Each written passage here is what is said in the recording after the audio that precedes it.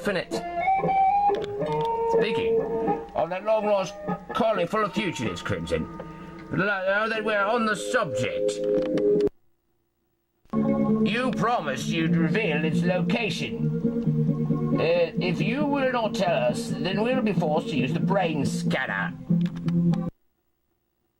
Besides, you've already tried that, and it didn't work. My subconscious is a very elusive place. I'm not even sure that I control that information anymore. Well, you said you could have lucid dreams closer to... We have a right to know where your brain has been, Crimson. What? No, you don't. It's my brain. It's a violation of my rights. Once again, I'm not a piece of property. Aliens can read my mind. Why don't you ask them? What? You know very well. That's out of our jurisdiction. You see, alien minds are out of my power. They're not in my control. We have not figured out how to telepathically connect with alien minds. That is why you are such a crucial piece of the... Doctor, you should not let him know. That's why I already know him. That's why you're such a crucial link to this scientific experiment.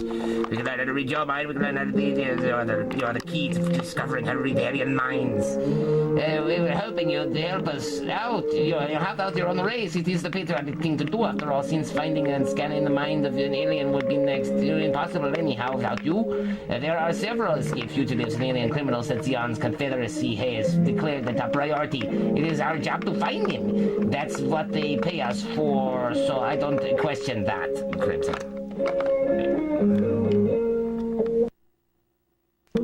I've already told you everything I know. We'll see about that. I'm going to ask you one last time.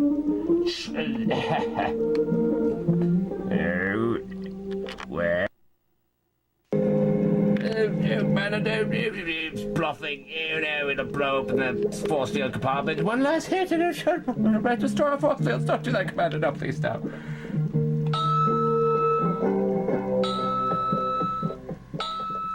What is that? What does that say? I think it's the alarm system, sir.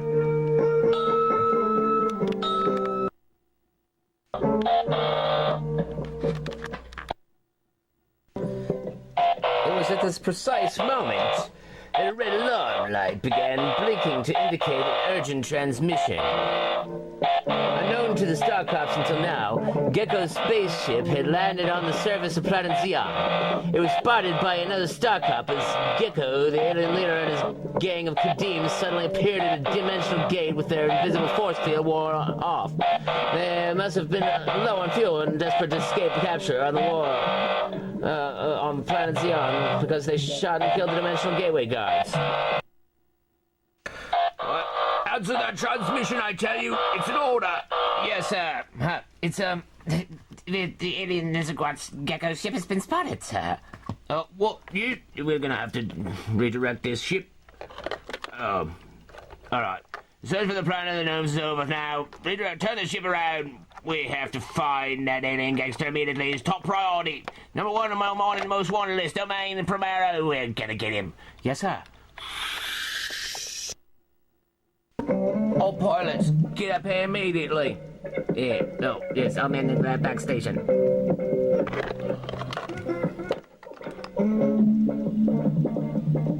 Here's that.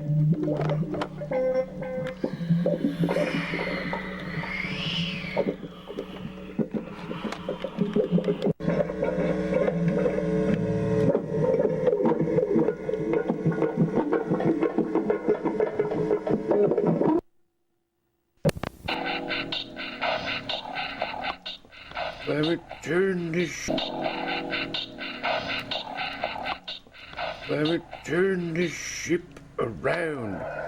Gecko and O-Main have returned to planet Zeon.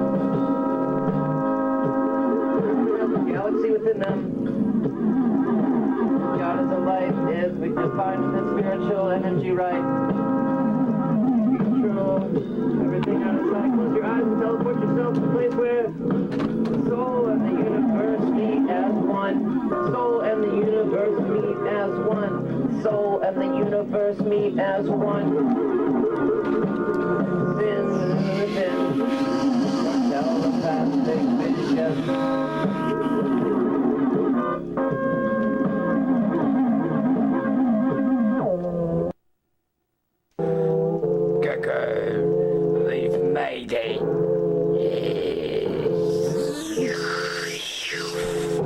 Beware of starcop, dimensional gate guards. Are there.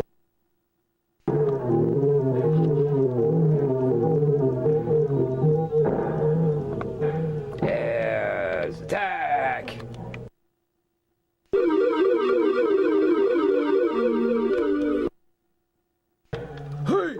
It's Gecko and O-Main! Get them, starcops! They're wanted criminals all over the galaxy! Oh, shut up!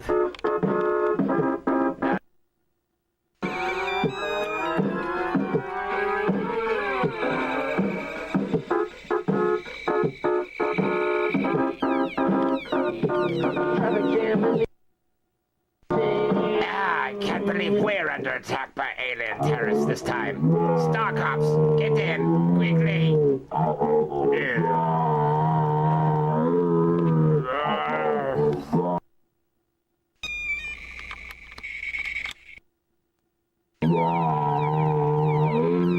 Get out of my way, yo! Get out of my way, yo!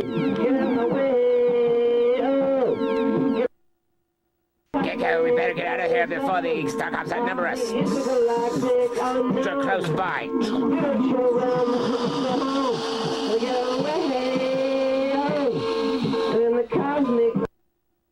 Hurry up and teleport aboard your ship, Gecko.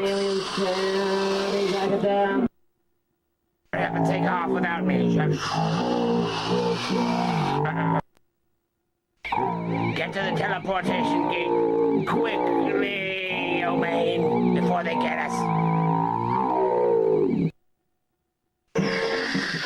Planet of unknown. Sending on man. Planet of unknown. Open up the teleportation gateway.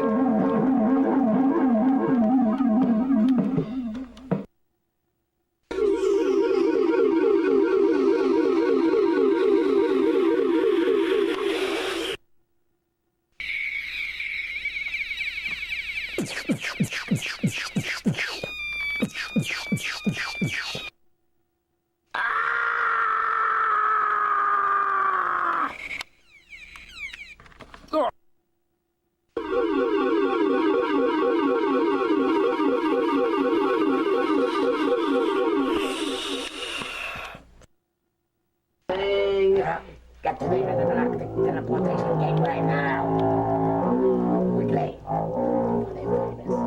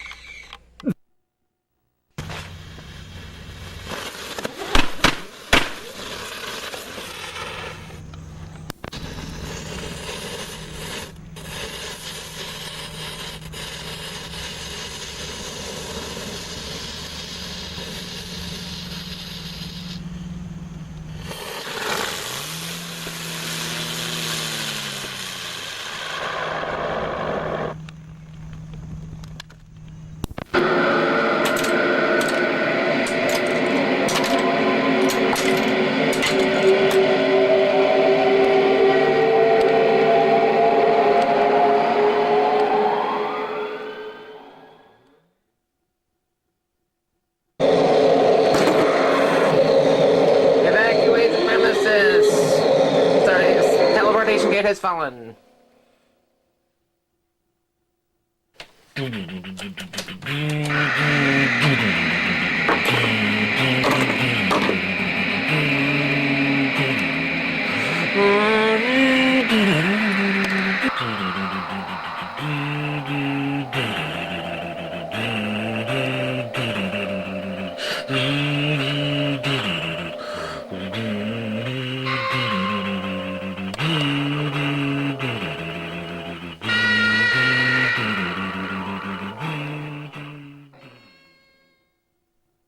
The hat is only thing he cares to forget. This hat is the only thing he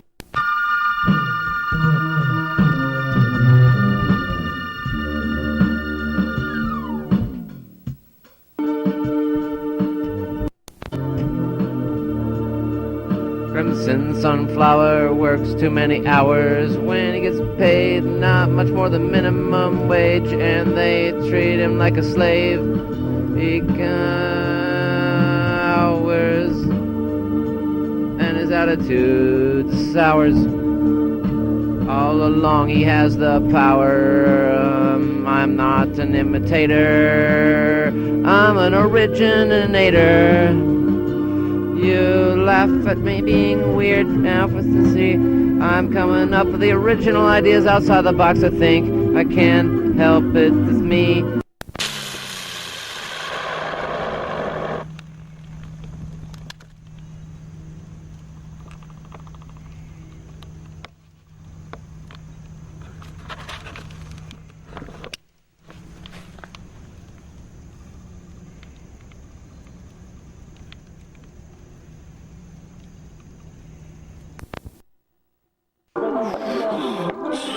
There's destroyed the space station.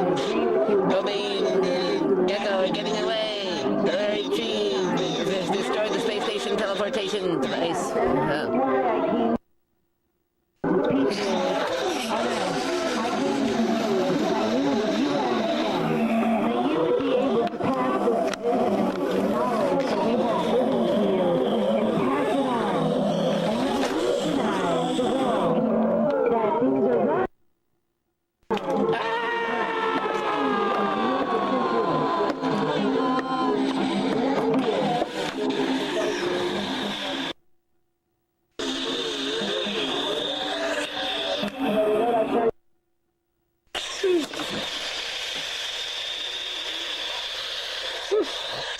Retreat! Run.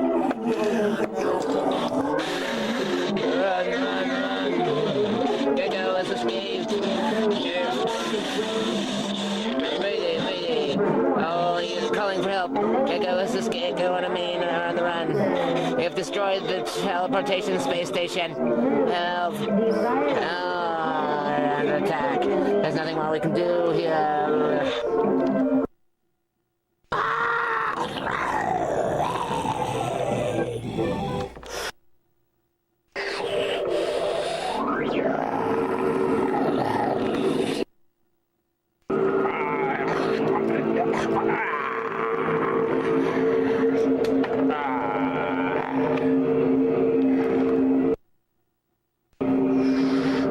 Zeon!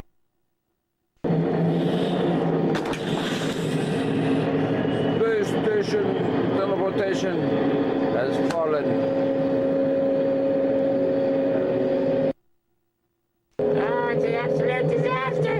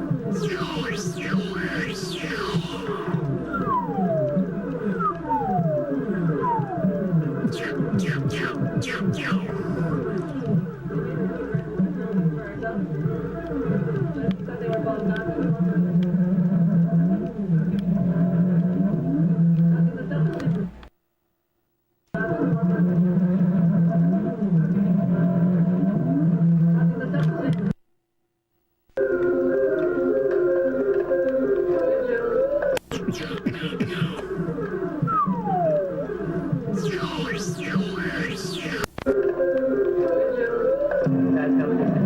Where to blow your mind. What if the rule was the only rule? Where does God or a nation? All the people. But humanity once again doesn't have to be a competition. There is still beauty in a flower without having to be compared to another flower. Can the story still be interesting without a conflict? Depends on how we learn to appreciate the fragile qualities of beauty within existence. At what point does Paisley plot of life stick in? It all depends on your perception. Yeah, reality is a state of mind, and you decide what is.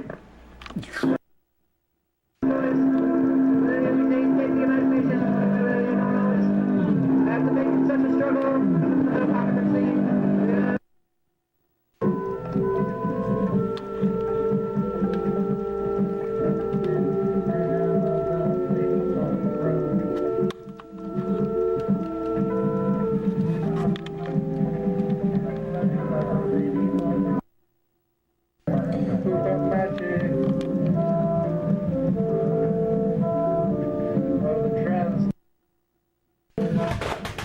Of the trans-dimensional portal.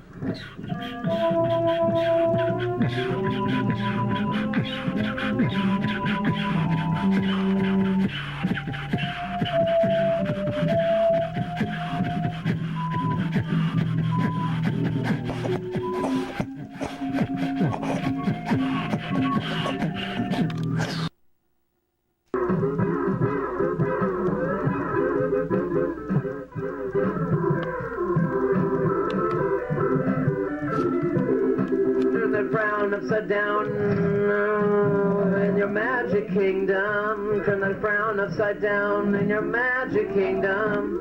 Turn that frown upside down inside your magic kingdom. Turn that frown. Turn that frown. May be your cosmic religion.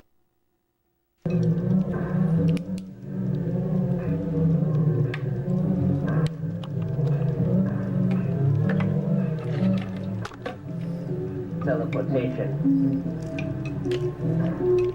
to the trans-dimensional metaphysical vibration of the other dimension.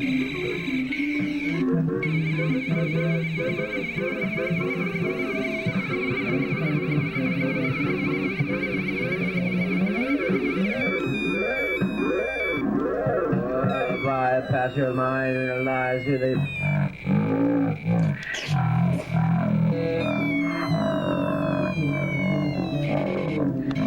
reminds us of his origin.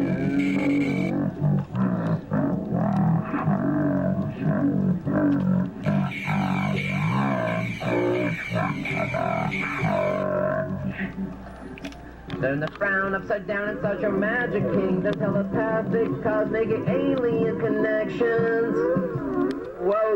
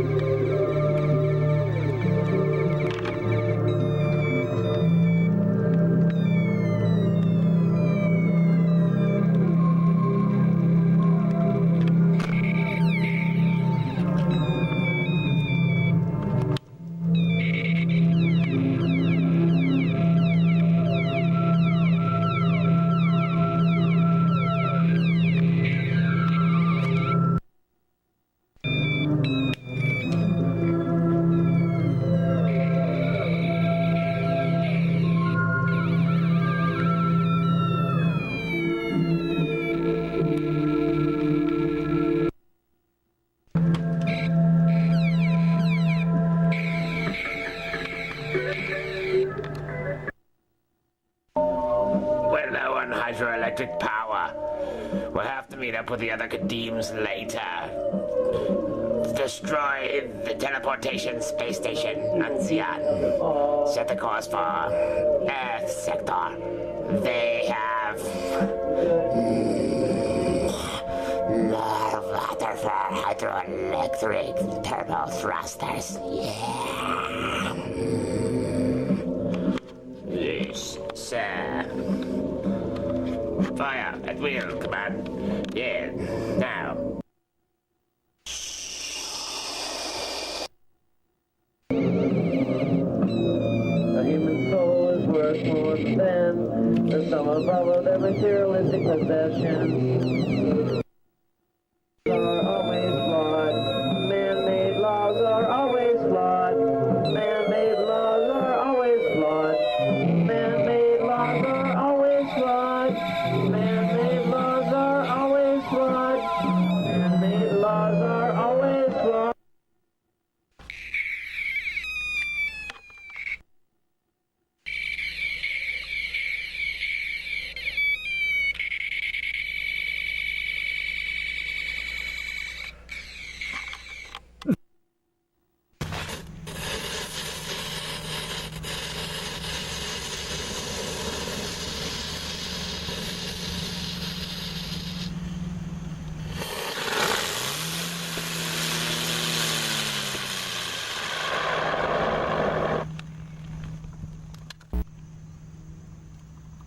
I am the entertainer and you are the spectator.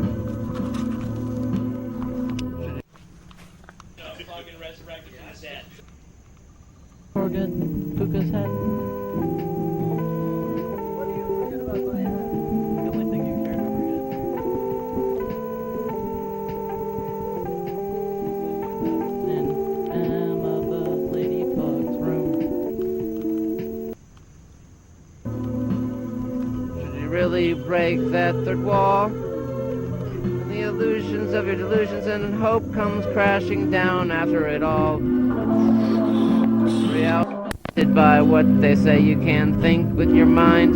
You can join me and be a, or you can sit there and be a hater, I don't know.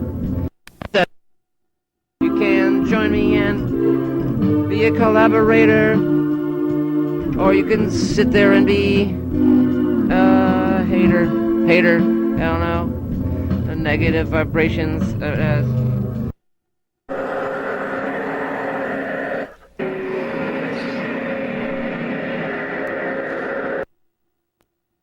If you will not fight for the Zeon Colony's army, then perhaps you will fight for your own survival. What a shame.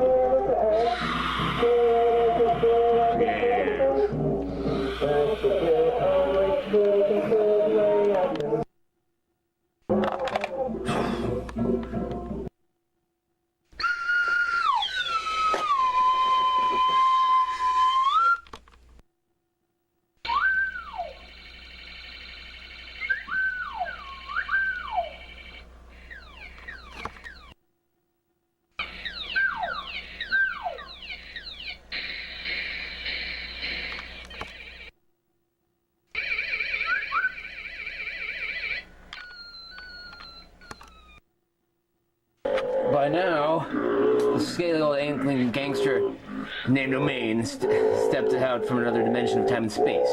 He had just escaped a harsh trial, a lifetime, a nearly death sentence from the starcop police chase. When he had happened to run into his partner in crime, Gecko, that launched the getaway plan from Zeon. All the starcops left Crimson stranded. Gecko needed more alien henchmen and stronger firepower to outgun the local starcops they were going to get away this time. His alien friends had destroyed the teleportation gateway and gotten lost in a parallel universe.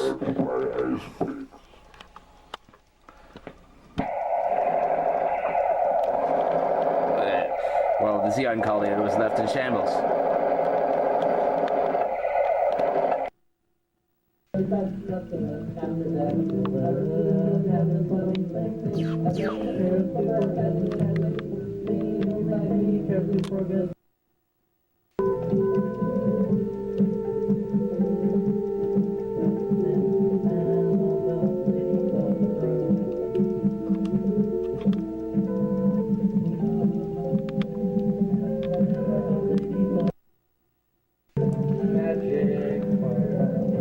magic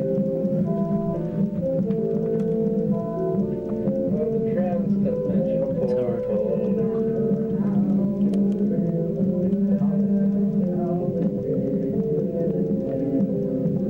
I don't know.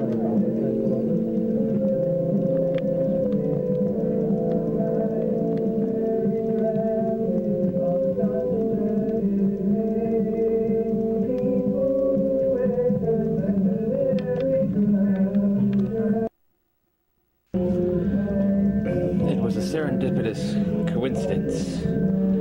Because Gecko needed more aliens, henchmen, stronger firepower to help them escape. These old aliens, ex-rivals, teamed up once again, and completely obliterated the teleportation gateway, but then found themselves stranded in a parallel universe, telepathically communicating to one another. I hear that demands for water is up as demands go for gold because it's the new fuel resource for our neutrino spaceships. O-Main telepathically yells at Gecko in my cockpit. Your magic kingdom. Two Kadeems are better than one when it comes to fighting the starcops. Gecko enthusiastically agrees, but they're stuck in a parallel universe, and they cannot get back home. So they set their trajectory to Earth to get the water fuel supplies for their neutrino spaceships that they had planned on getting in the first place.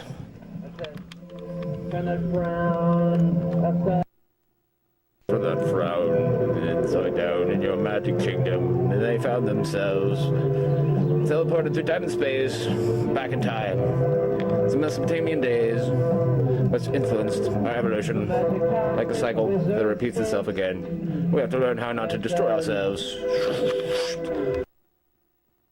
I'll activate the teleportation beam as the gateway calculates Earth's trajectory through our parallel universe coordinate control center.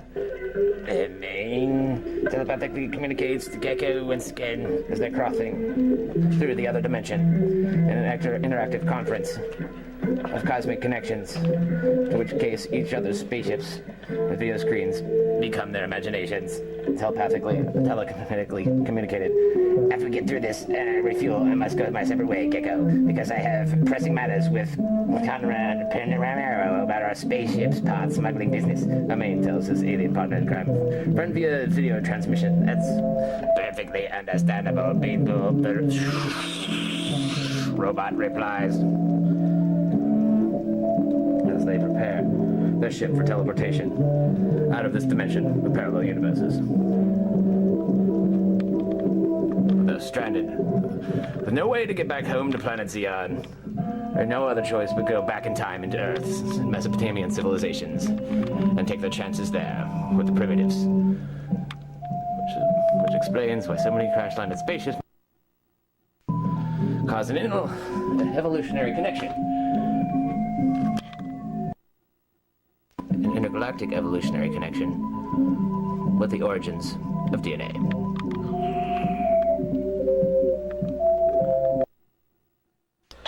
That's perfectly understood.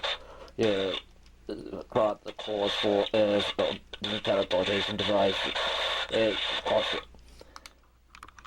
Yeah.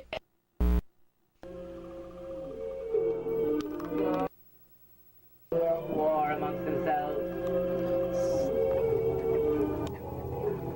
Species hadn't survived. O-Main ship vanishes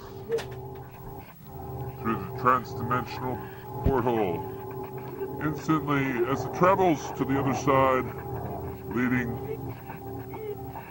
to ancient Earth, in another dimension of time and space, across miles of light years and far-off galaxies beyond the Andromeda connection, beyond the Milky Way, Gecko slips through the time meter gate. Over a shootout between more starcop guards that join the fight at the last minute for the Ancient Justice League. So he notices this shootout. It becomes the paradox itself as he's thrown back in time to the parallel universes in the trans-dimensional porthole to the other side, heading for ancient Earth in far-off galaxies beyond the Andromeda connection to the Milky Way.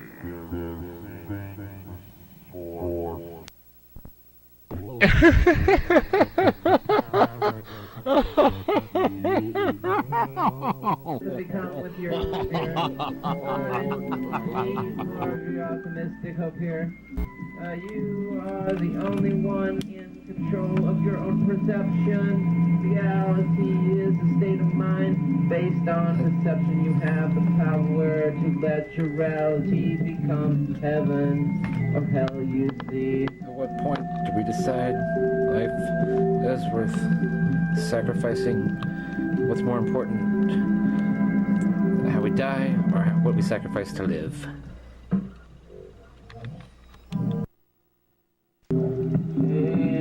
Microcosmic, vesicle.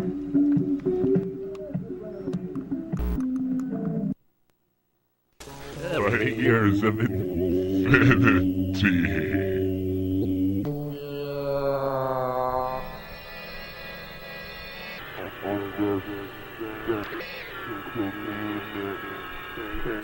Going around in circles of evolution. Gecko.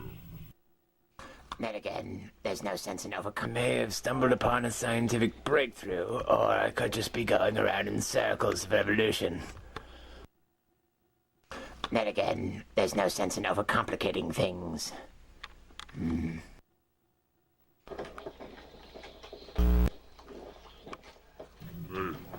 Lieutenant Max Casbah is one of these few renegades left on planet Zeon.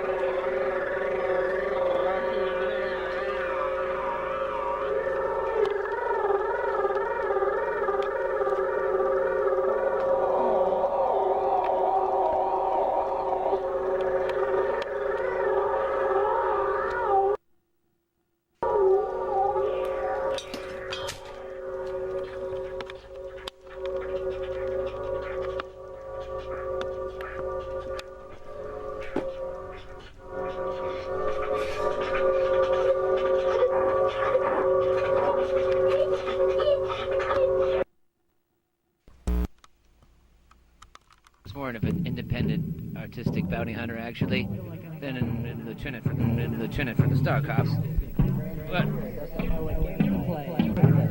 But as Gecko slips back through the transdimensional portal to the parallel universe in another dimension, Lieutenant Max Casbah is left on Zeon to notice the shootout between the alien gangsters who run the risk of jeopardizing all time and existence with their travels into the distant past. That's why there had to be trans-dimensional time-metered starcops to look out for paradoxes. The starcops couldn't have enough manpower to go everywhere at once in order to save all the galaxies from catastrophic paradoxes in historical space and time independently, so they had to send out Lieutenant Max Casbah in an unofficial investigation confidentially to find out the hypocrisy of the Zeon Colony used to stand for justice before the corporate hypocrisy took over. There were some outsiders of the system who were still willing to fight for good ethic values within the system, like justice. Without fascist judgment and freedom from economic slavery to corporate governments. As Gecko and O-Main's ship blasts through the teleportation porthole, Lieutenant Max Casbah notices this and looks for a radio to send a transmission out for their leading officer, Commander Starcop, to hear, who is currently above and beyond the Zeon Colony. This is Lieutenant Max Casbah requesting permission to follow. Commander Starfire, do you copy over? I'm requesting permission to pursue and investigate. I need permission to follow the suspected perpetrators. Do you read my message over? Yes, announce that this is...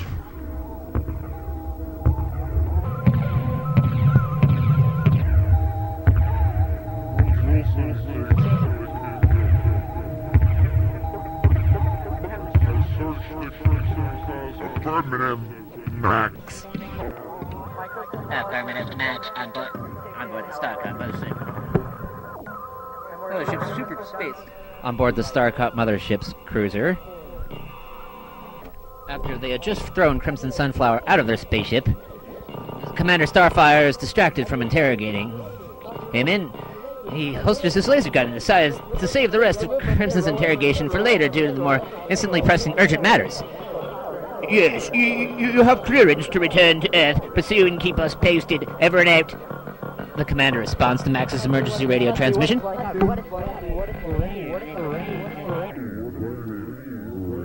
It looks like O-Main is with him this time. Lieutenant Max Caspar reports. Pursue with extreme caution. Do you copy? Over. Commander Starfire orders over the radio. Loud static distortion could be heard through the radio transmission speakers on board the Starcop's mothership. Then this was followed by an abrupt silence.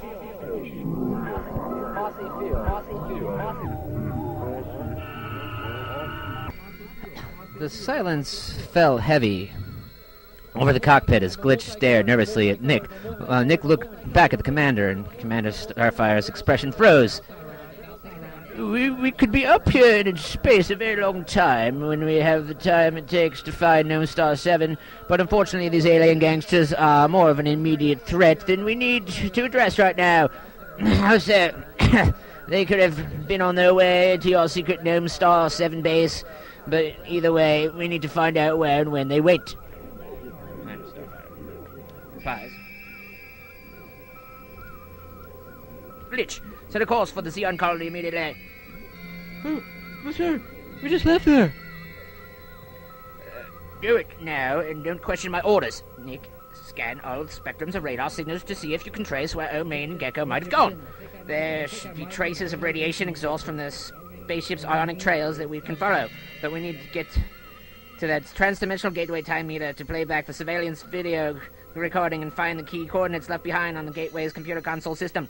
That way we'll be able to track them if the trail doesn't get too cold, as long as nobody else gets there before us to use the porthole. Nick, patch me into the broadcasting system down there to the nearest working speakers of the aftermath or whatever destruction that those damn alien gangsters might have left behind. Patch something together. The commander tells his crew. Oh, sure, you're on. Nick says. As he switches on the intercom link between their ship and the Zeon Colony's communication systems microphones. Next, there's been a change of plans. Do not pursue the criminals. Repeat, do not pursue the criminals until we get down there. There's a direct order. The commander sighs as he looks out the window of the spaceship to view the Gnome Star 7 sector shrinking with the supernova in the background behind their mighty ship, which begins descending on the abandoned Zeon prison colony. Black smoke was just opposed over the red planet as it was an easy target pathway for them to follow in the sky, so it didn't take them long to land at the scene of the crime. This must be what it's like on planet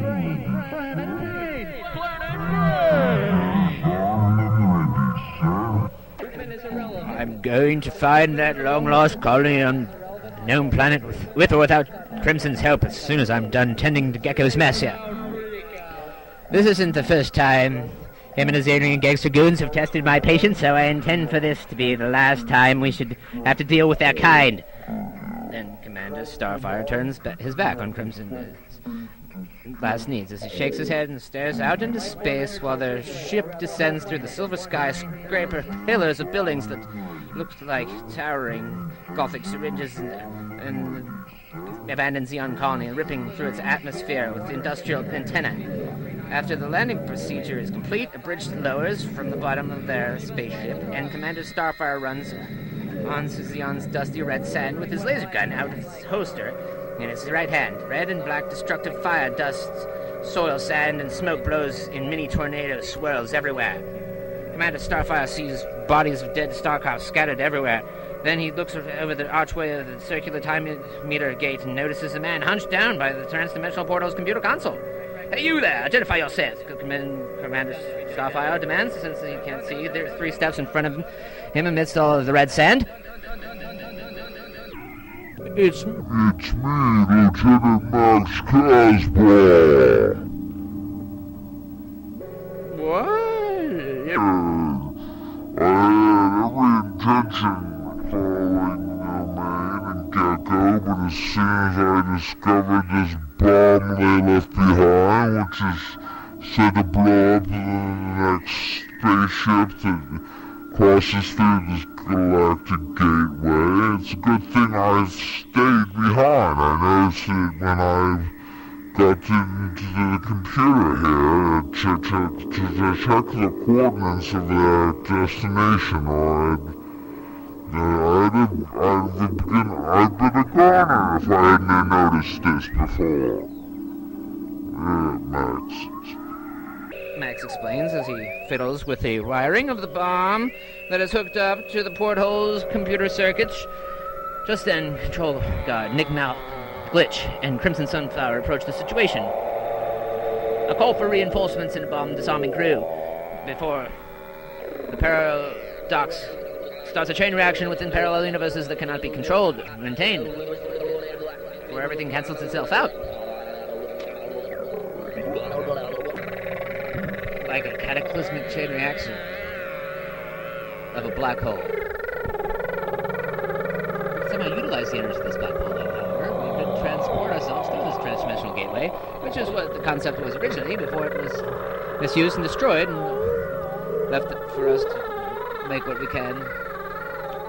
Maybe we weren't meant to discover this technology. Okay. Officer Malvin. Have a crack at it, be careful.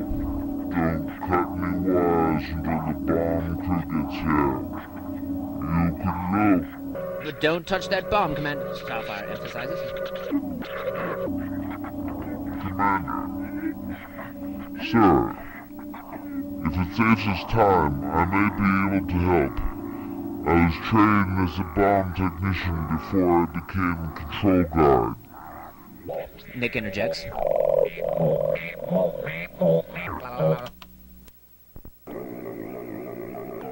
it a time bomb or a remote detonator explosive? Officer. Nick Malvin asks Max. Well, there's a 15-digit code that we have to decipher in order to completely deactivate it. The bomb is said to explode the minute a starship enters the transdimensional time meter porthole. I got the timer to stop counting down temporarily by rerouting the wires to an external power source, but there's no telling whether or not those alien gangsters have a remote detonator also. The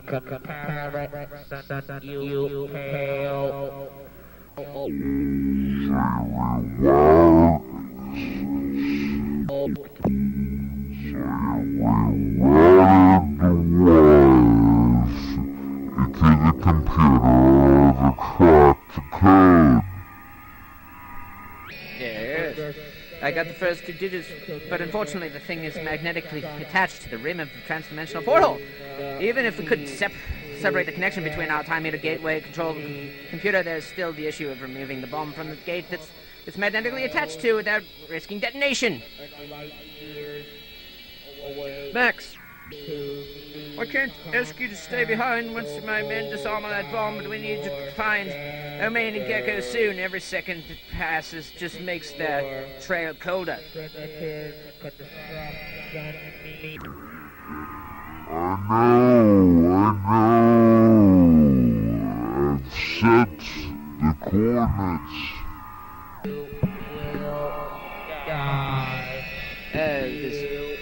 Turn this alien message off.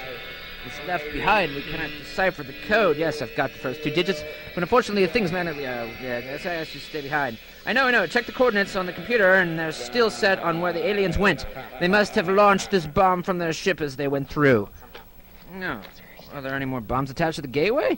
And none besides this one, as far as I could see when I checked. I have to go after them. They're heading for my home planet, the pyramid. Max Casbah insists. Not now. It's too risky. You have to wait until we totally neutralize this explosive that they left for us before I can safely authorize a pursuit. What can I do to help? Nothing unless you want to get yourself killed. You have no official military training, so you better stay out of here, civilian. It's not safe for you here, Crimson. Hey, I'm no stranger to danger. Commander, we've just isolated the next 2 digits. Oh, the breakthrough, the code, yes. Good. Well, don't let our conversation distract you. We'll leave the scene as soon as the bomb crew gets here.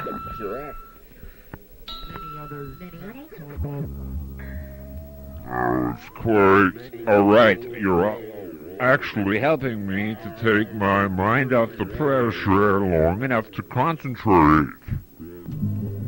I'll order my men to secure the perimeter so that it's safer from further attacks with more starcops around. That arrogant assumption on your part might actually draw attention to your men as targets to the aliens if there are more rogue squadrons out there, Commander.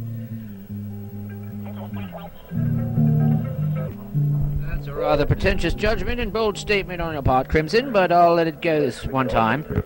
Since I know you were looking out for me in a way, I'm surprised you'd care enough about protecting me. But then again, we're all compassionate about being somewhat judgmental to an extent. I can't have you distracting the bomb crew, though, Crimson, so I'll have to ask you to step back. And Starfire responds with his usual reaction. This is a serious situation, and I want you out of here. Glitch, I have a car in the Starship's cargo hangar? Yes, what? You'll need it to escort Crimson back to our capital city of Zox. I'm placing him in your custody now. Shall I prepare the labor location, sir? Yes, Glitch. Crimson is becoming too much of a distraction, and I'm tired of hearing him complain.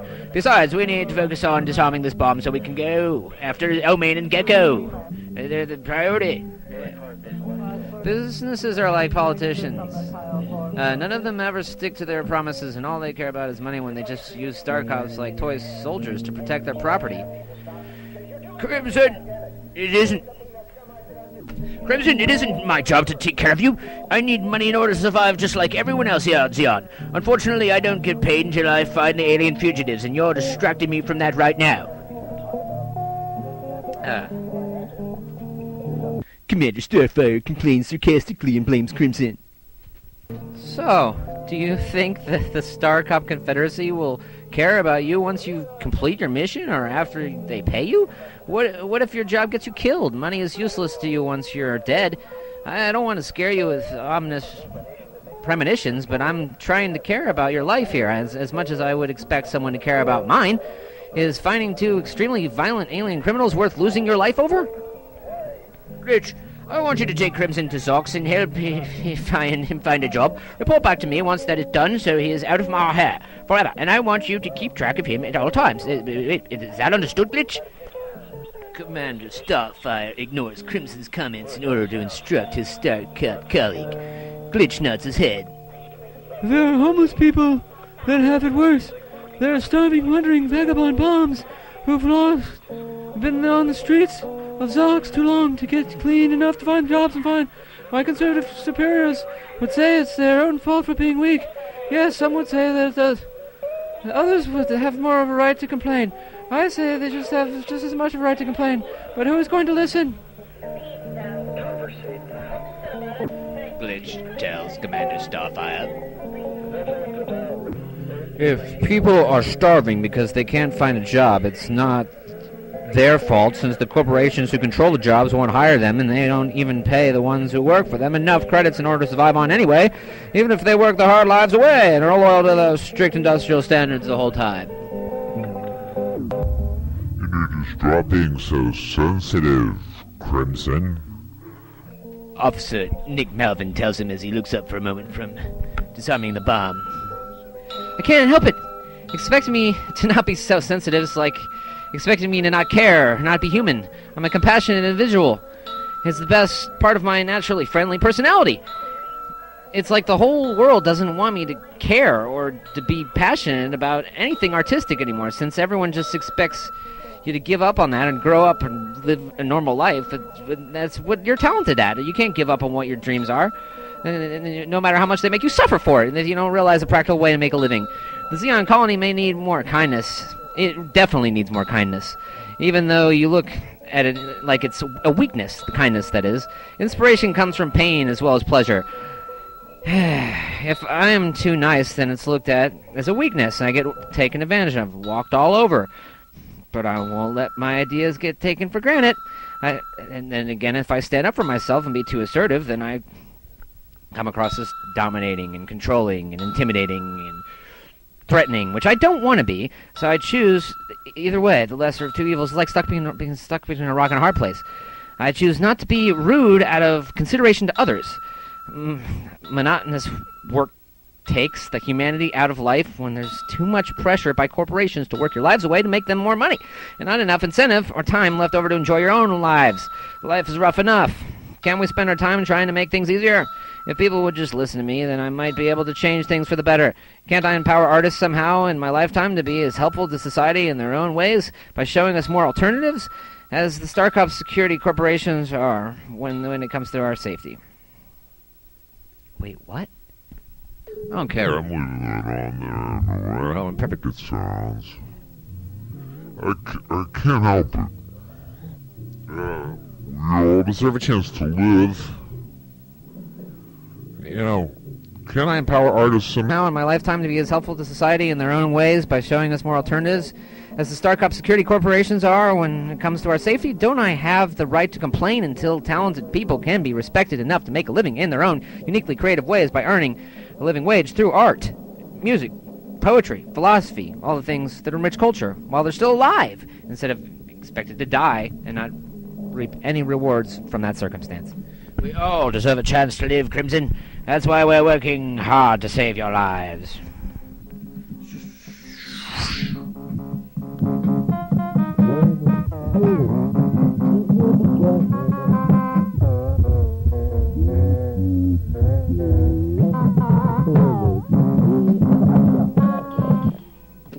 Short blurbs are full of the most impact.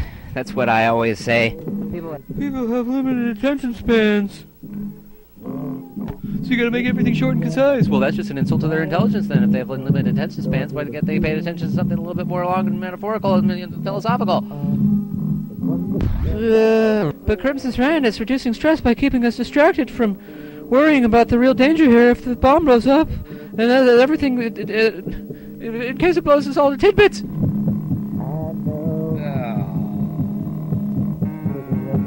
Forget rock stardom, celebrity status, or being rich and pretentious at the risk of becoming condescending or hypocritical.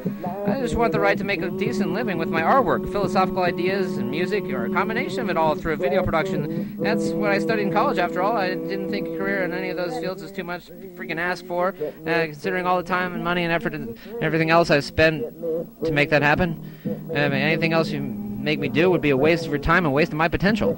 If I have the skills, then I should be getting paid for those artistic skills instead of what you demand is necessary. Just like you get paid for what you do best. An artist is just as important of a career as a police officer, or a lawyer, or a judge, or a philosopher, or a musician, or a poet, for that matter. If it's freedom of speech we're talking about here, I'm not being selfish, conceited, or greedy at all by declaring that I have just as much a right to exist as you. I'm actually just being humbly honest about it. That's just not how things work here on Zeon. You should know that the civilization evolved from an abandoned prison colony. Nobody works here to empower themselves alone. They work because they have to in order to pay off the debts of their society. That's how it remains, because that's how it has always been. We've inherited our ancestors' problems just like they inherited theirs. That's why nobody really cares and nobody really has any extra credits and the economy is in a crisis. As long as you're alive and using resources, then you are creating more debt. The only benefits people have are the rights to exist. Endless generations complain about troubled times. Nick chimes in. That's how we are taught to fix things. Instead of fighting against the system, you need to accept it, but sometimes ignoring the problem doesn't fix it, so endless contradictions cause conflicts. Ignoring the problem makes it worse. Protesting is our right, but we have a responsibility to fix what is wrong with society instead of just ignoring the source of the problem. We have to identify the sources of the conflicts one by one and then work towards compromising between both sides. Oh,